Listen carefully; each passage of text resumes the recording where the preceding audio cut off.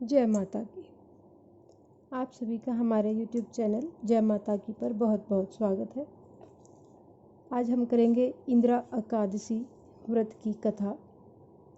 यह व्रत आश्विन कृष्ण पक्ष की एकादशी को किया जाता है। श्राद्ध समय में आने वाली ये एकादशी बहुत ही फलदायी होती है। इस दिन शालिग्राम की पूजा करके व्रत किया जाता है।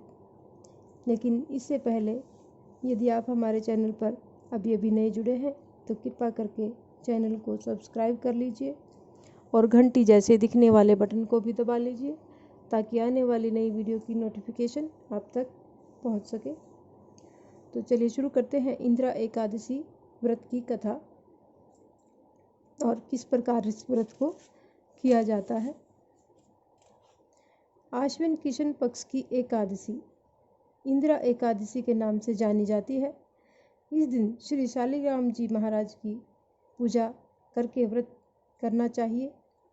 पवित्र होकर नहा धोकर शालिग्राम को पंचामृत से स्नान करवाकर वस्त्र पहनाएं, भोग लगाएं तथा पूजा व आरती करें।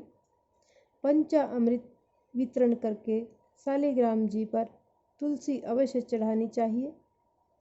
इस प्रकार जो इस व्रत को करते हैं वे करोड़ पितरों का उद्धार कर स्वयं स्वर्गलोक को जाते हैं।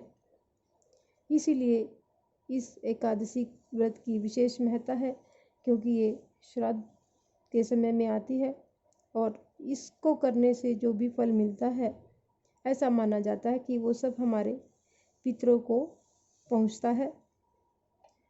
तो चलिए अब शुरू करते हैं इंदिरा एकादशी व्रत की कथा। एक समय राजा इंद्रसेन माहिष्मती नगरी में राज्य करते थे। उनके माता पिता दिवंगत हो चुके थे, यानी उनके माता पिता स्वर्गवासी हो चुके थे। अकस्मात अचानक एक ही दिन उन्हें स्वप्न हुआ कि तुम्हारे माता पिता यमलोक में कष्ट भोग रहे हैं। निद्रा भंग होने पर वे चिंतित हुए कि किस प्रकार इस यातना से पितरों को मुक्त किया जाए। इस विषय पर मंत्रियों को बुलाया गया और उनसे परामर्श लिया गया। मंत्रियों ने विद्वानों को बुलाकर पूछने की सलाह दी। राजा ने ऐसा ही किया। सभी ब्राह्मणों के उपस्थित होने पर स्वप्न की बात बताई गई। ब्राह्मणों ने कहा, राजन, यदि आप सकुटुंब इंदिरा एकादशी व्रत करें तो आपके पितरों की मुक्ति हो जाएगी। उस दिन आप शालिग्राम की पूजा करें, तुलसी चढ़ाकर 11 ब्राह्मणों को भोजन कराकर दक्षिणा दें और उनसे आशीर्वाद लें। इससे आपके माता पिता स्वयं ही स्वर्ग में चले जाएंगे। आप रात्रि को मूर्ति के पास ही शयन करना। और राजा ने इसी प्रकार से किया। जब राजा मंदिर में सो रहा था तभी उसे भगवान जी के दर्शन हुए और श्री भगवान जी ने उनसे कहा कि हे राजन, व्रत के प्रभाव से तेरे सभी पितृ स्वर्ग को पहुंच गए हैं। राजा इंद्रसेन ने भी इस व्रत के प्रभाव से सुख भोग कर अंत में स्वर्ग को प्राप्त किया। इस प्रकार यह हमारी इंदिरा एकादशी व्रत की कथा यहीं पर संपूर्ण होती है।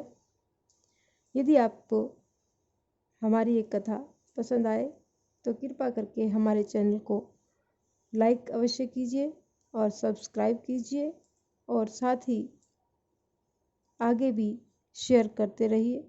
धन्यवाद।